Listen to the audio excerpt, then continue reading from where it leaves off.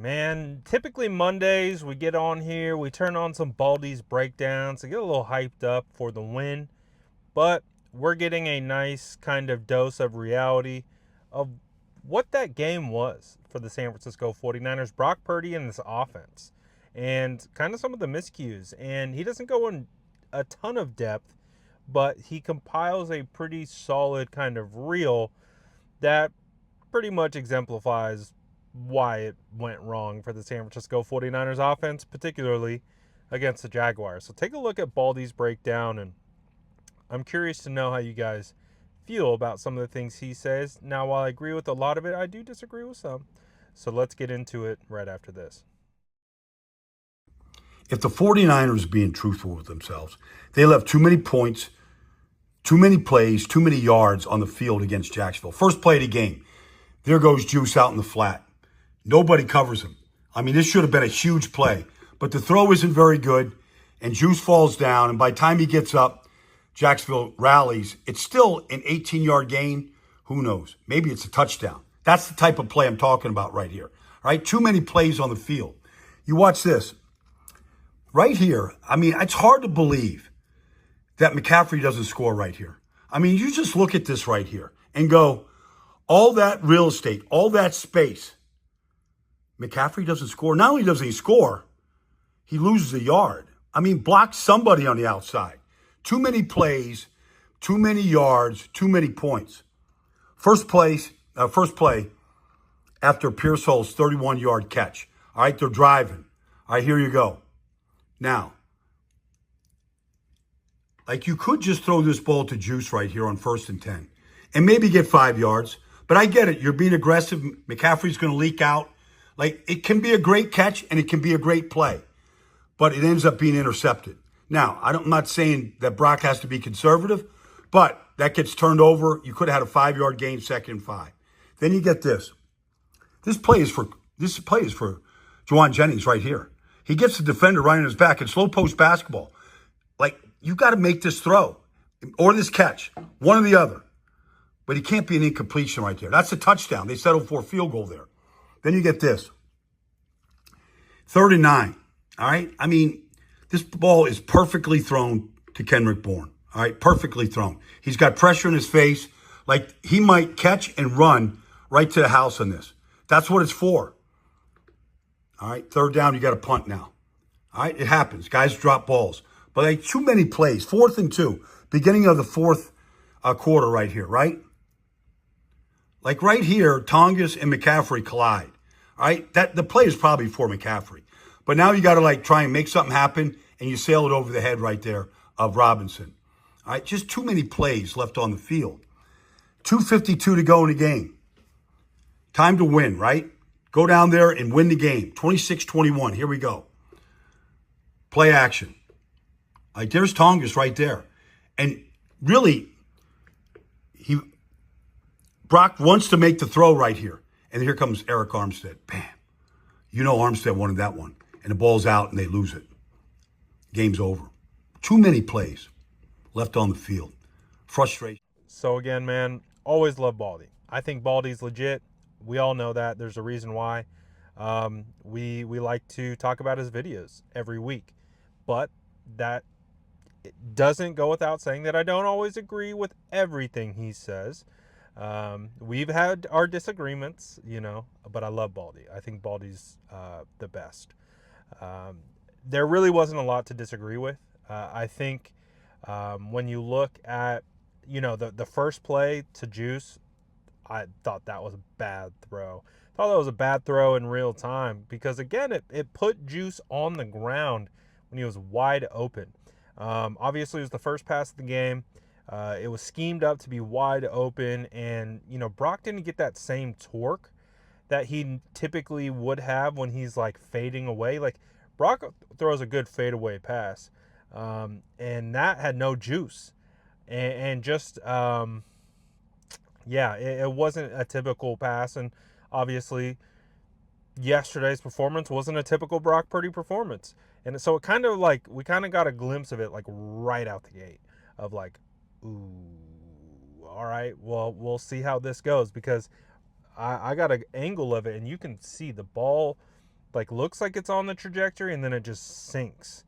And so, like I said, there's normally this torque on his passes where it zips to its location. That one didn't have it. As he kind of goes through and, showcases a couple throws. Um, the one that I've been debating all day, and I might make just a specialized video about it, because I don't like, everyone's so hyper focused on the pick that got tipped up from Christian McCaffrey. Um, I had less of a problem with that throw than some of the other throws that were shown on this clip, because again, when you look at it and you look at how everything's designed, you have Kyle Juszczyk who's actually going out to block. No one's there, so he kind of turns around, shows face. Brock has already moved on in his progression. Jake Tonges is sitting right there, but you notice he looks at Jake Tonges, and when he does that, the linebacker comes down onto Jake to cover him, and then the defensive line runs into that passing lane. So to me, it looked like by design, he wanted Christian McCaffrey on the wheel.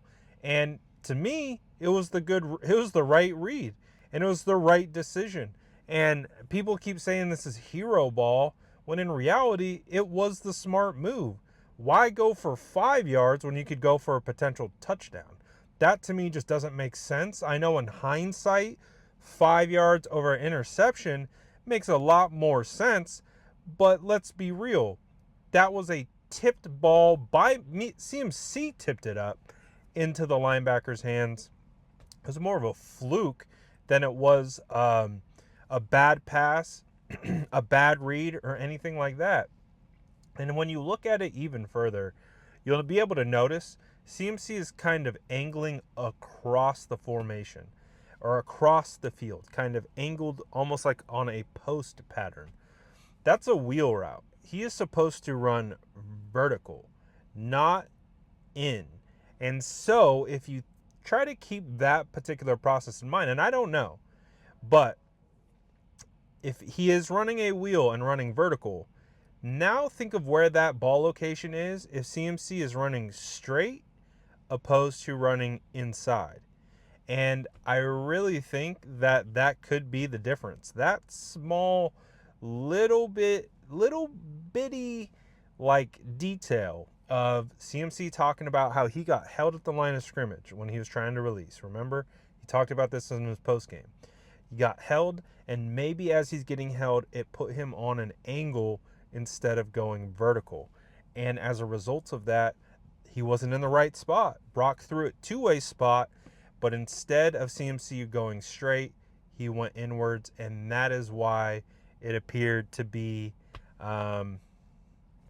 a miscalculation. I didn't think it was terribly high throw. Again, CMC put his hands on it, and I think if CMC's running vertical, probably hits him square in the hands, and is a potential touchdown. So, yeah, a lot of people have been focused on this play.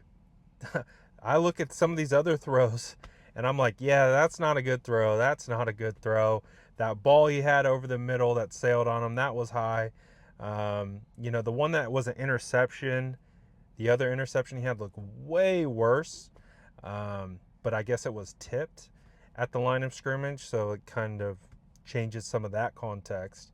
But it's just like, look at all of it. Like you had, Kendrick Bourne drop that wide open throw.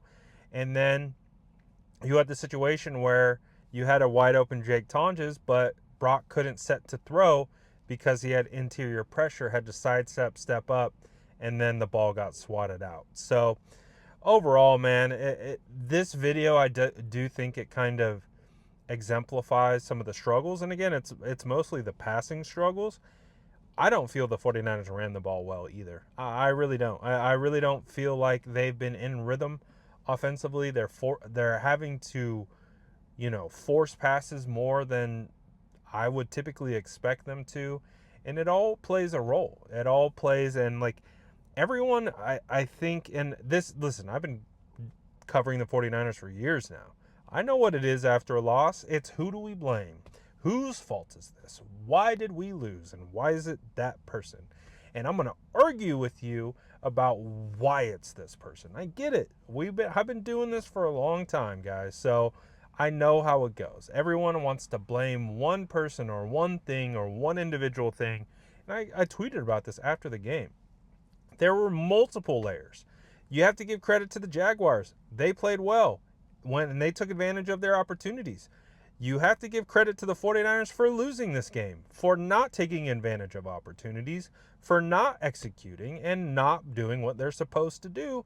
And the variables, like the refs calling back the defensive pass interference, the other situation where they actually got the call wrong on what, I believe it was Kyle Shanahan. I don't remember. He either accepted or declined, and they did the opposite, and it messed the whole thing up, and they even admitted to him to making a mistake. No one's saying that the refs are the reason why the 49ers lost. I'm saying all those things combined don't lend itself to winning football games, and that's always going to be the case. Literally doesn't matter at what level of football you play.